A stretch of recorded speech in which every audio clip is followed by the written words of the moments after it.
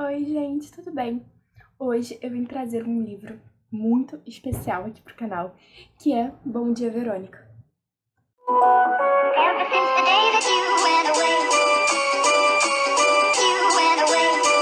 you've been sending flowers to me, flowers today. Bem, deixa eu primeiro falar sobre o livro. É um livro de 243 páginas, escrito pelo Rafael Montes e pela Ilana Casoy. Nunca li nada da Ilana Casoy antes, porém já li todos os livros de Rafael Montes. E então eu vou julgar esse livro, vendo os outros livros dele. Esse livro, ele tem um lado mais de investigação. Os outros livros dele são um pouco mais pesados, eles não têm tanta investigação. A gente vê geralmente mais a parte da pessoa que está cometendo os crimes, a ótica dela. E é sempre muito detalhado, sempre tem muito sangue, muita tortura, muitas coisas muito pesadas. Esse livro não tem tanto. Porém, mesmo ele indo para um lado de investigação, ele consegue fugir totalmente do que é esperado de um livro de investigação. Ele é diferente de tudo que você vai ler na sua vida. A história, ela te instiga de uma maneira diferente. Só pra vocês terem uma noção, de todos os personagens do livro, não tem um que você não sente raiva. Então, eu acho que esses dois autores, eles trabalhando juntos, conseguiram gerar uma angústia tão grande que eu acho que foi o ponto alto do livro, foi isso. Mas, Michelle, como sentir a angústia de algo é bom? É que, quando você tá pegando um livro desse estilo pra ler, você já quer ser impactada de alguma maneira. Você quer susto, você quer ficar, meu Deus do céu, e esse livro te traz tudo isso. Ele não vai trazer nenhuma revelação bombástica, não vai trazer nada disso. Nem você vai ficar em dúvida quem são os culpados, porque você sabe quem são os culpados. Mas você vai ver o trabalho de uma policial, a Verônica, para poder tentar desvendar dois crimes, punir dois responsáveis por dois crimes. Então ela, de alguma maneira, tem que achar provas, tem que achar maneiras de poder ajudar as pessoas que estão sendo envolvidas nesse crime e punir os responsáveis. E é sobre isso que fala esse livro. Bem, quem é essa Verônica? A Verônica, ela é uma garota que ela fez um concurso público para poder virar escrivã da polícia, porque ela gostava muito de escrever e queria escrever histórias usando esses casos. O pai dela era delegado, a mãe era dona de casa. Porém, um caso de corrupção que teve, acabaram batendo na porta do pai dela, com mandato judicial. O pai dela falou assim, só um minutinho que eu vou me trocar. Ele pegou uma arma e ia dar um tiro na cabeça. Porém, quando ele ia dar um tiro na cabeça, a polícia entrou. Foi atirar nele, a mãe dela entrou na frente, acabou que a mãe dela recebeu um tiro e o pai ficou em coma. E a partir desse dia, a vida da Verônica mudou totalmente. Ela conheceu um delegado, que é o delegado Carvana, que falou assim, olha, vamos fazer assim, a gente fala que seu pai foi morto, a gente mata essa investigação e você vai trabalhar comigo como minha assistente. E aí você não vai ser afastada da polícia. Porque logo depois que isso tudo aconteceu, ela tentou se suicidar e perdeu o cargo dela na polícia. Então seria uma outra maneira dela se reaproximar desse cargo. Só que ela achava essa vidinha da polícia como secretária do delegado muito monótona e pacata. Até que um dia ela chegou lá no escritório atrasada e o senhor Carvana, ele estava no seu escritório com as portas fechadas falando com uma mulher. Assim que a mulher sai, ela tá chorando muito, ela tá muito devastada por alguma coisa, ela tá péssima, e a Verônica vai falar com ela pra tentar acalmá-la. E aí ela chorando muito, com um machucado terrível na boca, que tá tomando essa parte da boca dela toda. A Verônica fala, fica aí, que eu vou pegar uma água pra você. Só que quando a Verônica volta, a mulher, ela tá andando em direção à janela. E aí ela fala, agora ele vai me amar. E ela se joga da janela. E a Verônica vê a mulher caindo no chão e morrendo. Bem, e aí, a partir daí, a Verônica fala, eu quero investigar o caso dessa mulher. Aí o detetive Carvana fica, não faz isso. O marido dela, não faz isso. Aí ela, ok, não vou fazer não. Mas ela faz, escondida, sem ninguém saber. Ela descobre que essa mulher, que é a Marta, ela tinha separado há um tempo, porque descobriu que o marido dela era gay. E depois disso, ela começa a se envolver com um cara que se chama Pietro pela internet. Eles têm um lance por um tempo, conversam todos os dias, só que o garoto é muito escorregadio, sempre que eles vão se ver, ele dá uma desculpa, até que ele começa a pedir dinheiro. Pede um pouco de dinheiro pra cá, dinheiro pra pagar a faculdade, dinheiro pra isso, dinheiro pra aquilo. E ela manda. Até que um dia ele falou assim, eu vou pra aí, a gente pode se ver. E aí ela, toda feliz, se arruma, se prepara, era o sonho da vida dela, ela ia encontrar o amor da vida dela, ia tudo dar certo. E quando ela vai encontrar ele, eles têm um jantar romântico, tudo de bom. Ele bota um Boa Noite Cinderela na bebida dela, leva ela pra casa, tira a roupa dela, tudo, a mulher desmaiada.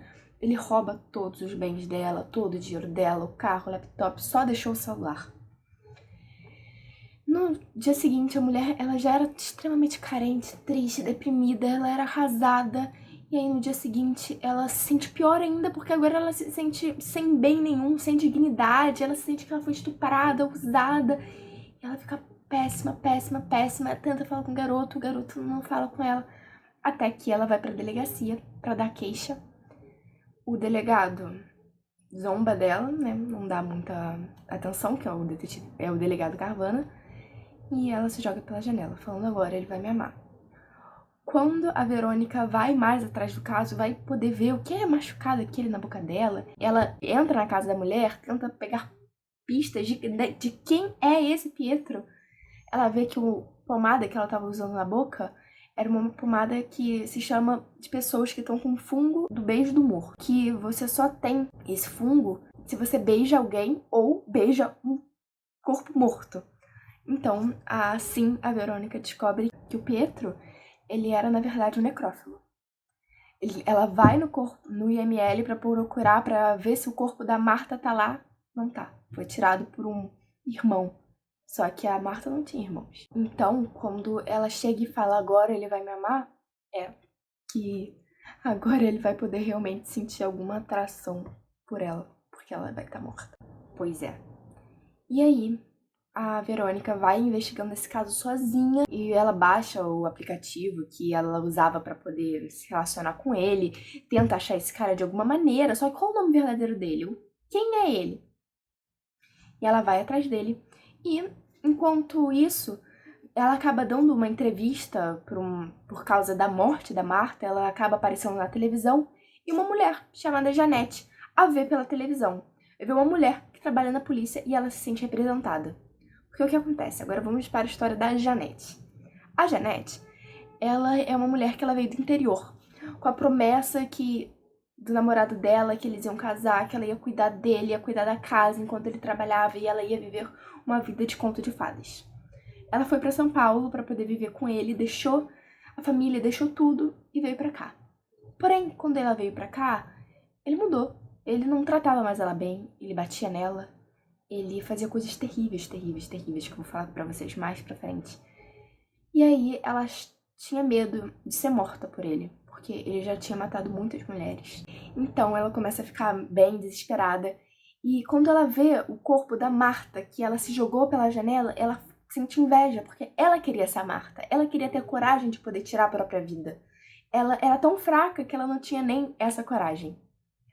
Então, ela liga pra Verônica, porque chegou a hora, ela quer denunciar o marido, ela quer que aquilo acabe.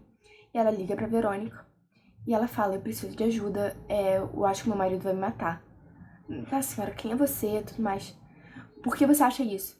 Seu marido mata mulheres? Sim, ele mata. E ele já matou muitas mulheres. Pronto. Aí a Verônica quer pegar esse caso também. Só que a gente tem que parar pra pensar que a Verônica, ela tá fazendo isso sozinha. Ela não tá contando com a ajuda de ninguém. Ela tá pegando 2 casos que parecem não ser tão problemáticos assim, a princípio, mas que acabam que tem uma proporção enorme. E aí ela pega esses 2 casos pra poder cuidar ao mesmo tempo, sozinha, sem ninguém saber. E quem era essa Janete, o marido da Janete? O marido da Janete, ele se chamava Brandão. Ele era um policial militar. E ele trabalhava nas ruas, fazia plantões, tudo mais.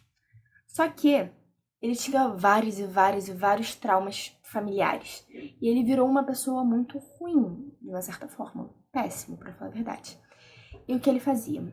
Começou, uma vez por ano, ele chegava pra Janete e falava, acho que nós precisamos de uma empregada. E aí ela falava, mas por quê? Eu cuido de tudo, não precisamos de uma empregada. Aí ele, não, pra poder fazer joguinhos. Embora a Janete fosse muito religiosa, tudo mais, aquela mulher bela, recatada e do lar, Ele e ela tinham uma relação sexual muito intensa, muito forte. Eles gostavam de fazer coisas não convencionais, sadomasoquismo e essas coisas, quanto mais, tipo, radical, melhor. Porém, o Brandão, ele chegou num ponto que ele começou a passar dos limites. Ele gostava agora de fazer coisas, tipo, bem perigosas.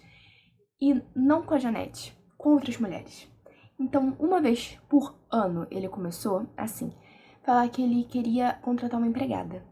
Então, eles iam para uma rodoviária, que era a rodoviária do Tietê, e lá a Janete saía do carro, ia falar com uma mulher que estava sozinha, pouca bagagem, nova, magra, morena, e principalmente de olhos claros.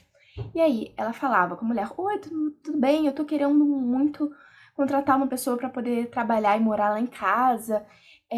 Estamos precisando de uma pessoa de confiança, tudo mais. Aí a mulher ficava toda feliz, tinha acabado de chegar lá do norte, porque tinha que ser do norte.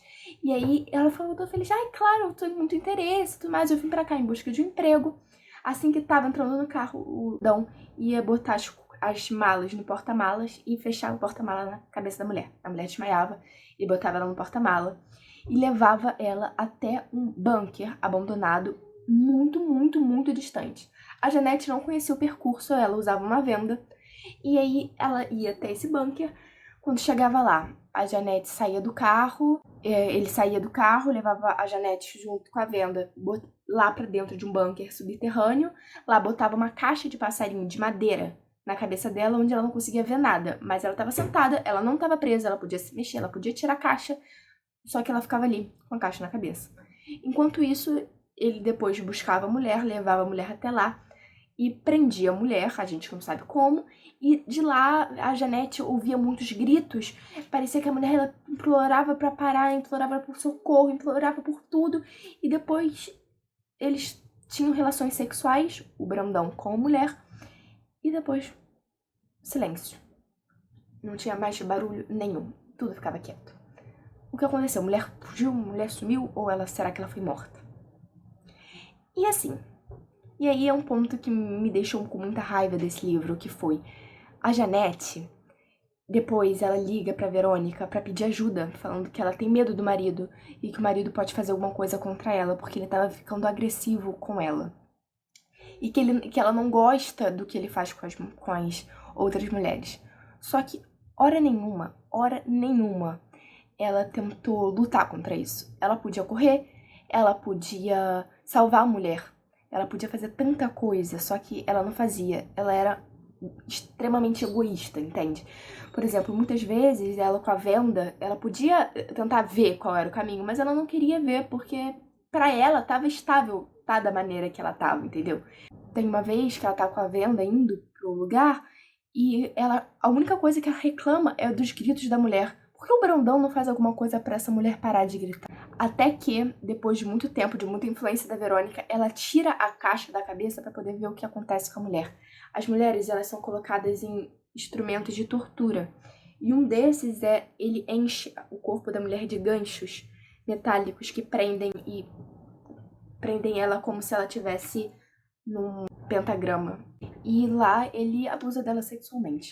Porém, sempre que ele chega lá, primeiro ele faz um café, leva um café pra algum lugar, toma um café, e depois de uma hora, ele volta. E aí, a Verônica tenta lidar com esses dois casos, tanto o caso do necrófilo, quanto o caso do assassino de mulheres.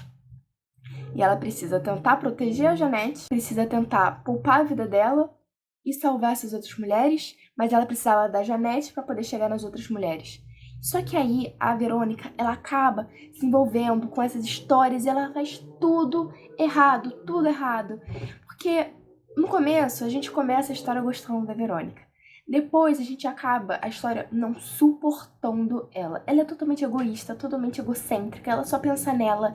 Ela é vaidosa, ela é tão ambiciosa. Ela pegou esses casos, na verdade, pra poder resolver os casos sozinha e levar todos esses status pra ela. Porém, quando ela percebe que ela não consegue resolver o caso sozinha, ela não desiste, ela continua tentando. Isso acaba levando a vida de todo mundo que tá ao redor dela, porque são casos muito perigosos. E ela acaba envolvendo todo mundo, entende? Isso tudo porque ela não quis largar o osso, ela não quis pedir ajuda, ela não quis falar pro superior dela o que ela estava fazendo escondida. Ela fazia a Janete acreditar que ela estaria presente lá para poder ajudar no plano de fuga dela e da outra moça que estava sendo sequestrada, e ela não aparecia na hora porque ela se atrasava.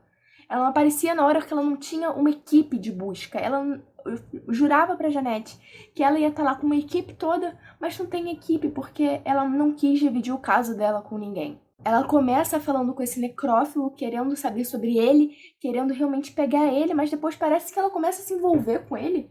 Sente falta de quando ele não fala com ela. E depois, quando ela realmente consegue botar as mãos nele, ela dá o mesmo golpe que ele deu nas outras mulheres. Ela embebeda ele, bota um Boa Noite Cinderela na bebida dele, leva ele pra casa e rouba tudo da casa dele. E põe câmeras pra poder, quando ele for fazer mais um caso desse de necrofilia, ela filmar e poder ameaçá-lo. Não é levar pra polícia, porque ela não poderia mostrar essas fitas que foi ela que botou na casa dele quando ela foi lá e roubou tudo da casa dele. Não, era pra ameaçá-lo pra poder conseguir ainda mais favores. Então acaba que ela nunca quis fazer nenhum tipo de justiça, ela só queria se dar bem. E o final dessa história é o mais angustiante possível também, e vocês precisam ler. Mais uma vez, o Rafael Montes conseguiu me surpreender.